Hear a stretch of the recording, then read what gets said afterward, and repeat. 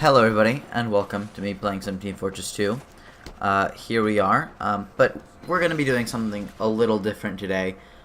This is actually a post-commentary for once. I know it's not really normal for me to do something like this, but I decided to try it out since I had this footage, since it didn't record my audio one time. I'm going to be talking about how I got Stitches recently, after... Like, yesterday I got them out, so I feel as if it's a good time for me to actually tell you the whole story about how I got these Stitches. So basically, it started when I was at this store called the Village Market. And I was there with some friends, and we were going to buy some soda. So, we got the soda, and we were walking by, and we were going to the register, but I stopped in the candy aisle because I saw some Reese's Cups. And I was like, I wonder if I should get this. And I was like, maybe. So I decided to go back for the Reese's Cups. And there's this guy on a ladder who was fixing a light. And while he was fixing it, I guess he loosened some bolt or something. And the back part of the light came off and sliced through my shirt and on my arm. And, well... At first, it didn't, really feel too bad, but I gripped onto my arm, because I knew it was gonna start, stinging. And, the guy who did was like, wait, let me see that. What happened? So, I pulled up my shirt sleeve, and it was, like, a dent in my skin, it was really awful. But it wasn't bleeding yet, so the guy was like, oh, it's just a small scratch, you should be fine. So I was like, yeah, I don't really think so. I'm gonna go and get a bandage from customer service. So I walked up to customer service, and I asked them for a band-aid for my dent in my skin, and they're like, alright. So they gave me a tiny band-aid for, a pretty big wound on my arm. And I was like, yeah, I don't think that'd cover that. And they're like, it's nonsense. Of course it will. And that's when the bleeding started. And once it actually started bleeding, people started getting a bit worried about that. And the manager came over. And the manager was like, oh boy, let's get you a bandage for that. So he went over to the medical aisle and he got a new box of bandages that were just big enough to fit my wound. So after that, I had to sign some waivers talking about the injury incident and stuff. And I had to wait there for a while, waiting for my grandmother to pick me up.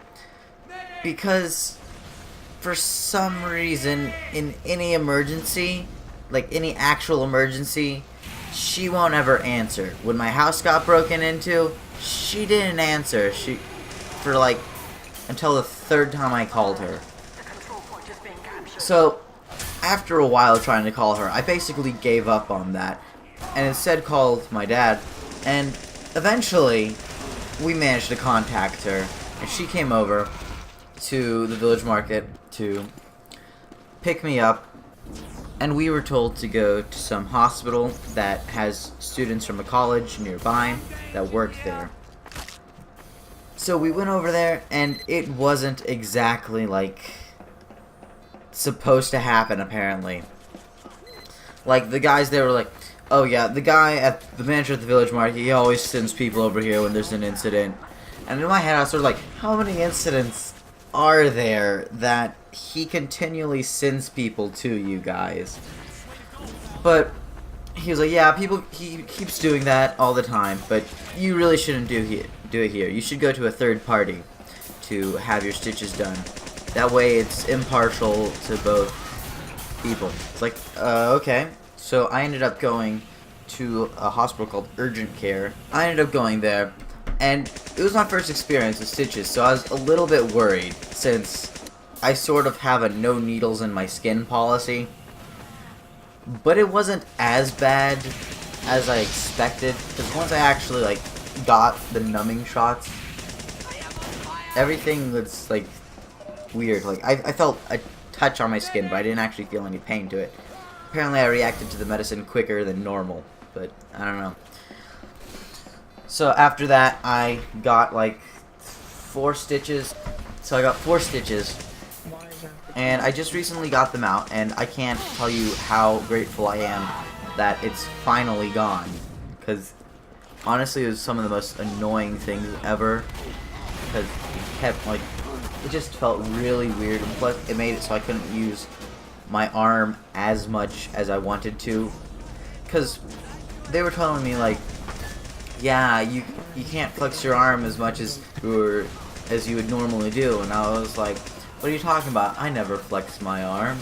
Because I was thinking in the stereotypical way. But apparently I use that arm a lot more than I thought. And it's not fun not being able to use it to its fullest extent. I had to use my left arm a lot more, which is not my dominant arm or hand. So it was pretty annoying. But luckily, I can use both arms now just fine. There's still like a tiny bit of discomfort in my right arm, but it's not even worth mentioning, really. I think it's just like something that's going to be there for a couple days until it's fully healed. But yeah. So enough with my whole Stitches story. I'm going to talk to you about a project that I'm doing with Purple Alligator, or at least planning on doing. We've been discussing this for a little while, and we've decided that we are going to be making a podcast. And it's... unfortunately, we don't really have a set idea on what we're doing it about, but all we know is video games in general.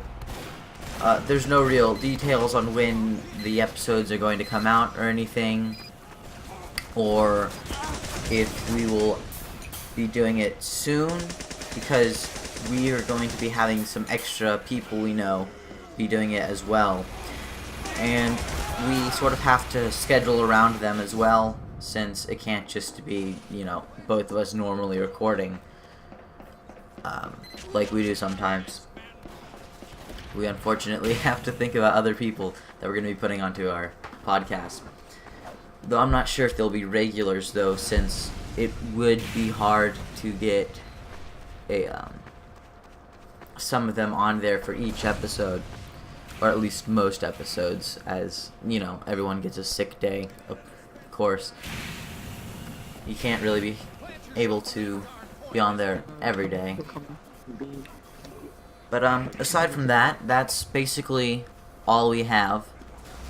I've also for the podcast, I'm trying to get something where a few episodes we will talk about Team Fortress 2 classes and, like, strategies with them. Personally, I await the Pyro episode because, you know, Pyro is my favorite class and I main it and stuff. I think I have around 50 hours with it now. It's pretty... I've wasted over 2 days of my life playing Pyro, and, well, I don't think I'd choose any other class to waste that much time with. Honestly, Pyro is basically my favorite class. It's been the easiest for me to play since I had a very bad computer a long time ago, and it sort of just stuck with me.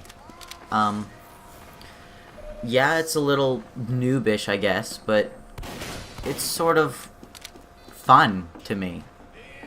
If you can play a class and continually have fun with it, I see no reason why you should choose another one, unless of course your team needs you to be that for a while. Like Medic, I was playing on here earlier, as you can see in my video. I was Medic for a little bit because our team was a little bit lacking in Medics, also because I wanted to try out Battle Medic for a little bit. I think we had like one other Medic, but he's using the Vaccinator, so I'm not really sure if that would be considered the best kind of Medic here.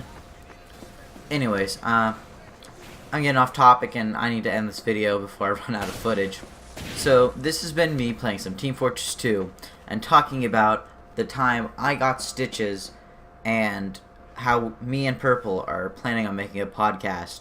Thank you for watching, and I bid you guys a good night.